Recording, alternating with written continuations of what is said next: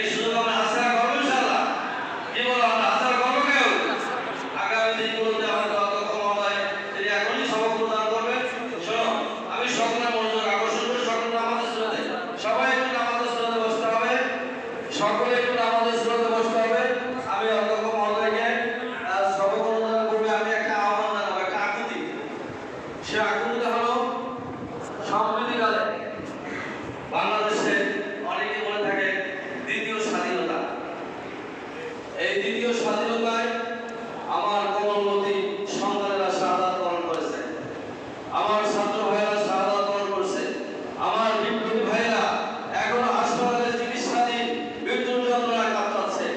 আজকে শুরু থেকে শেষ পর্যন্ত যত সব হবে এই সব জন্য তাদের নামার কোনো যোগায় সেই দোয়া আমার হুজুর করবেন। পাশাপাশি বাংলাদেশের পূর্ব অঞ্চলে 11টি জেলায় আজ বন্যা কবলিত। জানি না অনেক কথা তোমরা শুনেছ, যদি সেটা আগ্রাসন হয়ে থাকে তাহলে এই তো উপেন্দ্র দিবে মুহাম্মদ রাসূলুল্লাহ সাল্লাল্লাহু আলাইহি ওয়াসাল্লামের উম্মত বেষ্টিত এই মুসলিম দেশের এলাকায় যারা ষড়যন্ত্র করেছে আল্লাহ তাদেরকে লেখচিরবন্ধ করে দেবেন।